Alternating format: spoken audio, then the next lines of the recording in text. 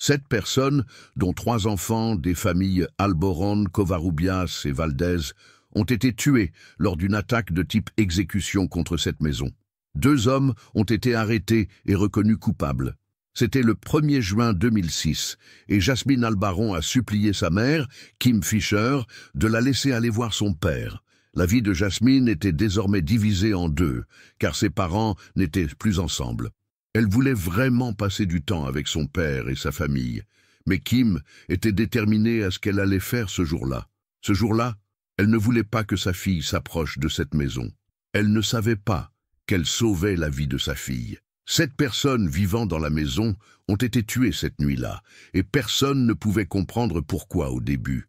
Même si nous en savons plus aujourd'hui qu'à l'époque, il s'agit toujours de l'un des cas les plus tristes de l'histoire. Aujourd'hui, nous avons rassemblé tous les faits sombres à ce sujet.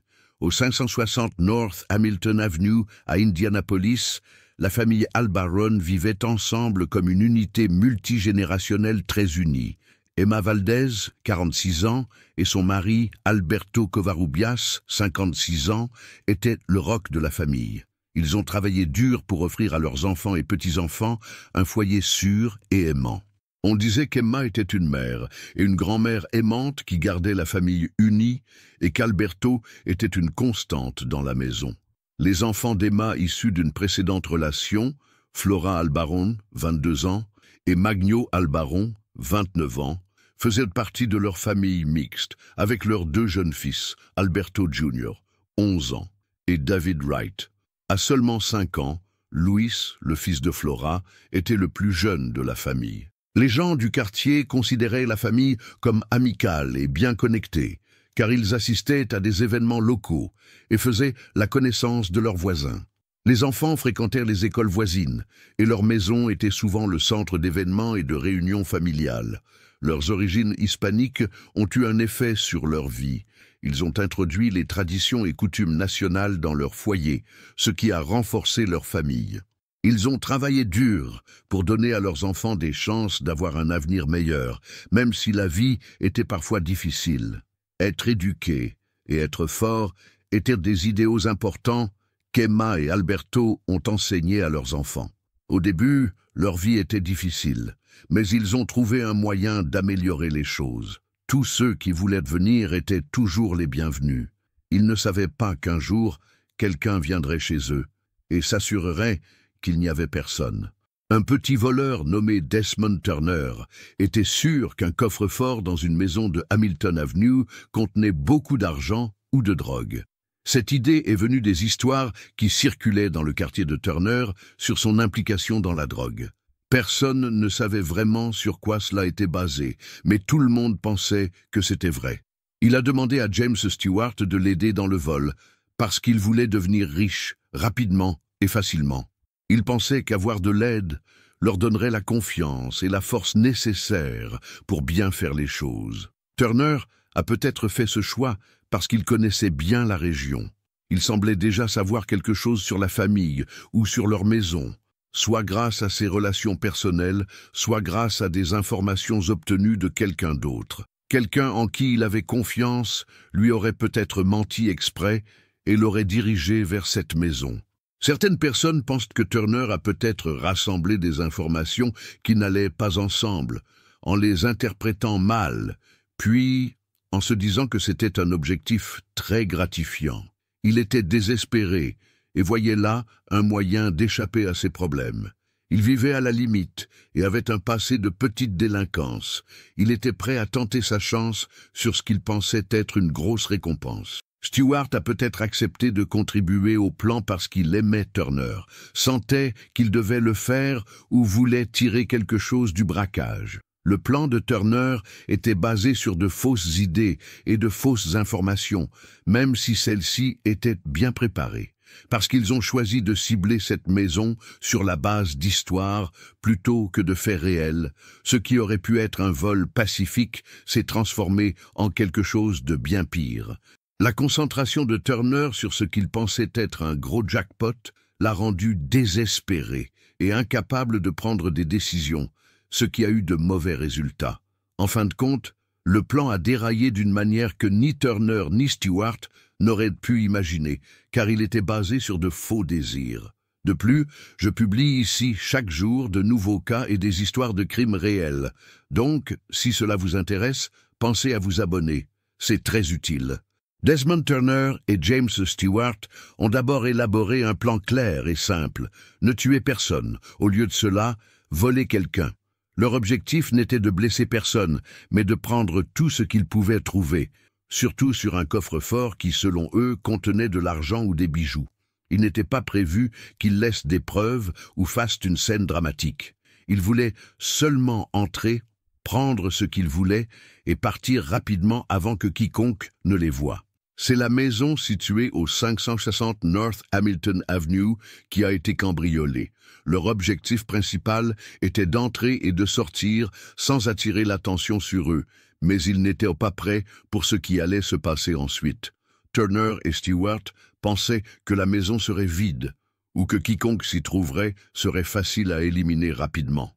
Ils pensaient peut-être que la famille serait hors de la maison, ou du moins qu'elle n'y prêterait pas attention, ce qui leur permettrait de voler sans se faire prendre. Mais lorsqu'ils arrivèrent à l'intérieur, quelque chose d'étrange se produisit. Dès leur arrivée à l'intérieur, leurs plans commencèrent à s'effondrer. Parce qu'il y avait d'autres personnes dans la maison et qu'il y a eu une bagarre rapide, la situation est passée d'un vol normal à une situation beaucoup plus difficile et dangereuse. Au début, cela ressemblait à une chance de gagner beaucoup d'argent avec peu de risques. Mais les choses ont vite mal tourné. Les choses ont empiré très rapidement lorsqu'ils ont commencé à fouiller la maison à la recherche du coffre-fort. Tout le plan a mal tourné lorsque Magno Albarrón est revenu à l'improviste. Magno venait de rentrer chez lui lorsqu'il aperçut deux personnes étranges à l'intérieur. Il était armé, ce qui n'est probablement pas ce que Turner et Stewart pensaient qu'il serait. Il devait immédiatement protéger sa famille, alors il a immédiatement sorti son arme. Les voleurs ont été pris au dépourvu par ce changement.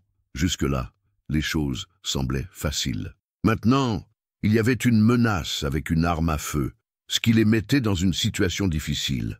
Dans un moment tendu et incertain, Stewart a tiré sur Magno en réaction pour se protéger, ainsi que son partenaire. Turner et Stewart n'avaient pas beaucoup de choix après la chute de Magno. Maintenant que le seul homme dans la maison était mort, leur plus grand souci était de se faire prendre ou d'être découvert. À partir de ce moment-là, le vol s'est transformé en quelque chose de bien pire. Turner a probablement fait un choix par peur, au lieu de s'enfuir ou de reculer. Il savait peut-être que laisser des témoins en vie pourrait conduire à leur capture, mais il ne comprenait pas pleinement les effets de ce qu'ils avaient fait, et avait peur de ce qui se passerait s'ils quittaient les lieux. Desmond Turner traversa lentement la maison, s'attaquant à chaque membre de la famille qu'il voyait avec un but effrayant. Ces actes se sont produits sans aucune hésitation. Il essayait de se débarrasser de tous les dangers possibles qui se trouvaient sur son chemin. L'une des premières personnes rencontrées par Turner fut Flora Alberin, la sœur de Magno et une jeune mère. La jeune femme, qui essayait simplement de prendre soin de sa famille, a tout de suite été frappée par la gravité de la situation. Turner ne se sentait pas désolé pour elle. Turner la tua rapidement alors qu'il continuait à exécuter son plan d'une manière froide et impitoyable. Au fur et à mesure que le cauchemar avançait, chaque membre de la famille devenait une autre victime. Ensuite, la mère de la famille Alberin, Emma Valdez, et son mari, Alberto Covarrubias, ont fait tout ce qu'ils pouvaient pour assurer la sécurité de leur famille. Il se passait quelque chose de terrible et ils savaient tous les deux qu'ils devaient agir rapidement pour l'arrêter. On aurait dit qu'ils essayaient de riposter ou d'intervenir. Ils ont fait tout ce qu'ils pouvaient pour assurer la sécurité de leur famille, mais ce qu'ils ont fait n'a pas fonctionné. Même s'ils ont fait preuve de courage face à tant de violence, ils ont été rapidement battus. Turner a apporté avec lui beaucoup de violence qui s'est produite rapidement et était difficile à gérer. La famille n'a pas eu le temps de se protéger ou d'élaborer un plan. Chaque mouvement était parfaitement chronométré et la maison était couverte de sang en quelques minutes seulement. Turner a continué à avancer avec un sentiment de clôture parce qu'il ne voyait aucune issue maintenant que les membres de sa famille n'étaient plus une source possible de résistance.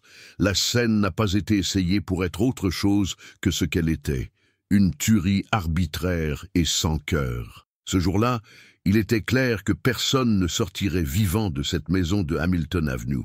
Turner a procédé à chaque exécution avec une rapidité brutale, s'assurant que ceux qui tentaient de riposter mourraient tragiquement.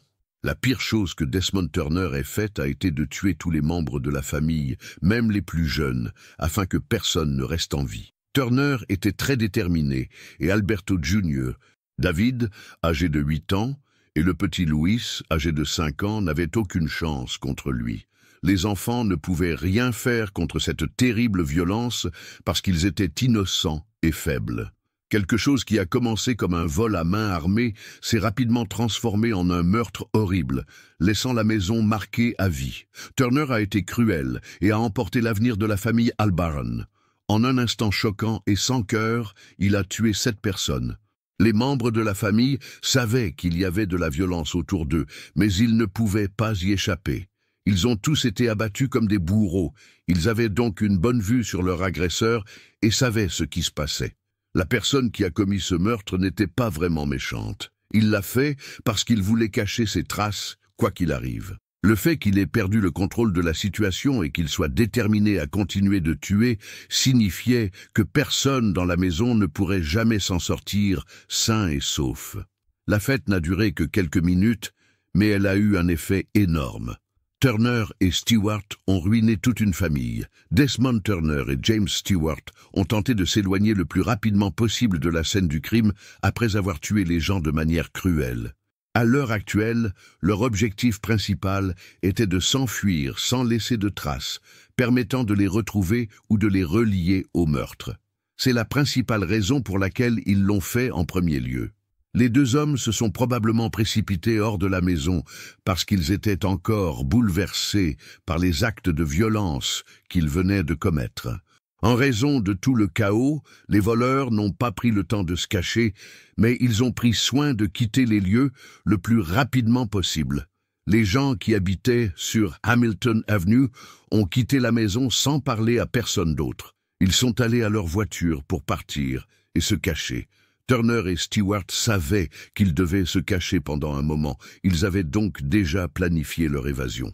Ils se sont séparés et sont restés hors de vue dans les jours qui ont suivi les meurtres, espérant que la police se concentrerait sur d'autres suspects possibles, au lieu d'établir immédiatement des liens entre eux et les meurtres. Les tueurs ont finalement été arrêtés grâce à un mélange de preuves matérielles, de témoignages oculaires et du travail acharné des enquêteurs. Au début, il a fallu beaucoup de temps pour enquêter sur le massacre, car il n'y avait pas beaucoup d'indices clairs sur les lieux.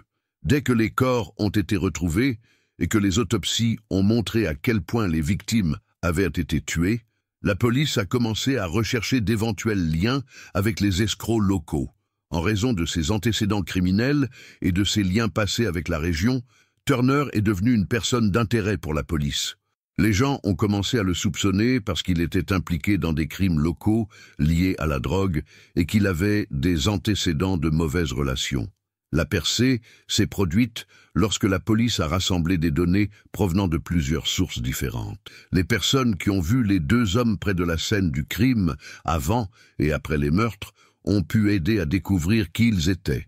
Des preuves physiques, telles que des empreintes digitales ou de l'ADN, ont également été trouvées sur les lieux, ce qui a conduit les détectives directement à Turner et Stewart. En faisant correspondre ces informations avec ce que les témoins ont dit, ils ont pu relier les 2 hommes au crime et obtenir des mandats d'arrêt à leur encontre. Turner et Stewart ont finalement été arrêtés et mis en prison. Après une longue chasse à l'homme, ils ont été arrêtés, et les 2 hommes ont admis avoir tué les gens. Mais ce n'était que le début. Non seulement le massacre de Hamilton Avenue a laissé la communauté dans le chagrin et la peur, mais les procédures judiciaires qui ont suivi ont montré à quel point le crime était choquant et comment l'accusation et la défense ont tenté de défendre l'accusé. Desmond Turner, 31 ans, et James Stewart, 33 ans, ont été accusés du meurtre de 7 personnes. Ils ont été accusés de meurtre, de vol, de cambriolage et d'emprisonnement de chacune des victimes. Un procès long et controversé, la façon dont les témoins ont été traités et les affirmations d'innocence des 2 hommes ont entaché la scène juridique alors qu'ils étaient accusés d'une série de meurtres très violents et planifiés. On pensait que Turner avait planifié et exécuté les meurtres du début à la fin. De nombreuses accusations différentes ont été portées contre lui, du meurtre au vol. En octobre 2008, son procès a commencé lorsque les avocats du comté de Marion ont présenté leur cause. L'accusation a adopté une approche méthodique pour exposer le plan de vol qui a conduit au meurtre. Les personnes qui avaient vu Turner et Stewart avant et après les meurtres ont donné des récits détaillés de l'endroit où ils se sont rendus, les liant directement au crime. Le dossier de l'État indique que Turner et Stewart sont entrés par effraction dans la maison du 560 North Hamilton Avenue, avec l'intention de voler de l'argent et de la cocaïne aux personnes qui y vivaient. Les choses terribles qui se sont produites ensuite n'ont pas été causées par une menace directe contre Turner ou Stewart. Au lieu de cela, ils se sont produits parce qu'ils ont choisi de tuer quiconque aurait pu les voir ou pourrait les empêcher de s'échapper. Desmond Turner a été reconnu coupable de tous les crimes le 20 novembre 2008. Il a été condamné à la prison à vie sans possibilité de libération conditionnelle. Turner a insisté sur son innocence tout au long de l'audience. Il a dit qu'il se trouvait au mauvais endroit au mauvais moment et que les décès n'étaient pas de sa faute. Cela n'a cependant pas fait changer d'avis le jury ou le juge, car il disposait de nombreuses preuves que Turner était impliqué dans les meurtres. Le procès de Turner a été compliqué par le fait qu'il aurait pu être mis à mort quelques semaines seulement avant son début. Cependant, cette chance a été abandonnée en échange de l'abandon par Turner de son droit à un procès devant jury. Turner a décidé de laisser un juge décider s'il était coupable, au lieu d'un procès devant jury, où il ne le saurait pas avec certitude. Depuis, ce choix a été critiqué, et certains se demandent s'il l'a fait parce qu'il avait peur de la décision du jury, qui aurait pu être moins sûre. L'un des gros problèmes rencontrés par l'État lors de la poursuite de Turner était qu'il n'existait aucune preuve matérielle le reliant directement à la scène du crime. Les procureurs pouvaient reconstituer ce qui s'était passé à l'aide des déclarations des témoins et d'autres preuves, mais il leur était difficile de trouver de l'ADN ou d'autres preuves physiques reliant directement Turner au meurtre. L'absence de preuves matérielles a donné aux avocats de Turner une raison de remettre en question les arguments de l'accusation, mais cela n'a pas suffi à faire changer d'avis le juge. Les procureurs se sont concentrés sur les déclarations des témoins qui donnaient une image claire de ce que Turner et Stewart avaient fait avant, pendant et après le crime pour compenser le manque de preuves matérielles. Plusieurs personnes qui les ont vus près de la maison ont pu décrire ce qu'ils avaient fait, en donnant des détails importants qui ont contribué à rendre plus clair le vol et les meurtres. Le choix du jury pour le procès de James Stewart devait avoir lieu après celui de Turner. Stewart, contrairement à Turner, a choisi de faire juger son cas par un jury de 12 personnes, plus 4 suppléants. Le plan de défense de Turner était très différent de celui de Stewart. Stewart a refusé de croire qu'il était coupable des meurtres, tandis que Turner a admis qu'il les avait commis. Au lieu de cela, il a contesté les preuves retenues contre lui et a utilisé un alibi pour se défendre. Son avocat, Richard Buckery, a déclaré que Stewart n'était pas sur les lieux du crime la nuit des meurtres et a tenté de semer le doute sur les preuves liant Stewart au crime. Avec cette défense d'alibi, l'objectif principal de Stewart devant le tribunal était de discréditer les preuves de l'État. Stewart a eu l'occasion de se défendre, mais les preuves contre lui étaient toujours solides. Les procureurs pensaient que l'arme de poing de Stewart avait tiré au moins un des coups mortels. Le fusil d'assaut de Turner a tiré le reste des balles. Même s'il y avait de nombreuses preuves contre Stewart, ses avocats ont tenté de tromper le tribunal, en remettant en question les témoins et en racontant une version différente de ce qui s'était passé. Les avocats de Turner ont tenté de profiter d'une dispute de longue date dans le quartier pour rendre l'affaire moins susceptible d'être vraie. Ils ont spécifiquement souligné une bagarre impliquant le fils de Valdez, Mario Albarrán, qui n'a rien à voir avec l'événement mais a été impliqué dans une bagarre avec une autre famille de la région. Les avocats de Turner ont déclaré que les problèmes persistants de la famille Albarrán avec les habitants de la région auraient pu donner lieu à une fausse accusation et à de fausses déclarations de témoins. Le juge Robert Altus a cependant rejeté ces idées parce que la défense n'avait pas proposé une bonne théorie alternative de l'innocence. Cela a affaibli la thèse de la défense et a clairement montré au juge que les avocats de Turner ne rendaient pas les actions et les raisons des meurtres aussi floues qu'elles l'étaient. Le choix de donner à Turner et Stewart des procès séparés était l'une des parties les plus compliquées de l'affaire. Ce choix a été fait car, même si chaque accusé a joué un rôle différent dans le crime, les témoignages les liaient, tous les deux. Lorsqu'il y a plus d'un accusé, il peut être difficile de traiter les preuves partagées de manière à ne pas lier injustement un accusé aux actes d'un autre. Le juge a estimé qu'il serait préférable de traiter les affaires séparément pour cette raison. En échange de ne pas demander la peine de mort, Turner pourrait également renoncer à son droit à un procès devant jury. Le procès de Stewart, en revanche, comptait un jury de 12 personnes. Afin d'éviter la punition la plus sévère, Turner a choisi un juge qui serait moins susceptible de se laisser influencer par les sentiments du jury. Stewart a plutôt choisi le risque d'une audience devant un jury, où le peuple déciderait de son sort à la place d'un juge. La vie de Jasmine Albarrán a changé pour toujours lorsqu'elle avait 7 ans. Cette terrible nuit, Jasmine a demandé à plusieurs reprises à sa mère de la laisser aller voir son père, Mario Albarrán, mais on lui a répondu qu'elle ne pouvait pas. C'est un choix qui lui a sauvé la vie sans qu'elle le sache. Le lendemain matin, sa mère, Kim Fisher, a reçu un appel lui parlant d'un terrible événement survenu au domicile du père de Jasmine et de sa famille. À cette adresse, 7 personnes, dont le père de Jasmine et plusieurs cousins proches, ont été tués par balle par 2 hommes qui avaient entendu des rumeurs concernant une cachette d'argent cachée. Il s'agit du pire meurtre de masse de l'histoire d'Indianapolis. Kim l'a rapidement dit à Jasmine, ce qui a brisé le monde de sa fille. Elle a déclaré « Je suis passée d'une enfant heureuse et insouciante à quelqu'un que je ne connaissais même pas ». Jasmine a été choquée lorsqu'elle a perdu la quasi-totalité de sa famille dans une attaque rapide et brutale. Elle ne comprenait pas pourquoi ce massacre avait eu lieu. L'expérience a non seulement changé ce qu'elle ressentait, mais elle a également changé sa façon de voir la vie en général. La tristesse n'a pas pris fin lorsque les tueurs ont été reconnus coupables. C'était à la famille de Jasmine de reconstruire leur vie brisée. La mère de Jasmine, Kim Fisher, l'a enfermée dans leur maison pendant plus d'1 an parce qu'elle ne trouvait pas la volonté de partir. Avec l'aide d'un traitement et de médicaments, la douleur s'est atténuée avec le temps, mais elle ne pouvait jamais disparaître complètement. Kim et Jasmine ont compté sur leur foi pour surmonter cette terrible perte. Jasmine a appris que son père et sa famille auraient voulu qu'elle oublie et passe à autre chose au lieu de s'attarder sur la douleur et la colère qu'elle ressentait à propos de leur mort. Jasmine a déclaré « Je ne vis pas avec le mal dans mon cœur », alors qu'elle pensait pouvoir pardonner aux hommes qui l'ont blessée.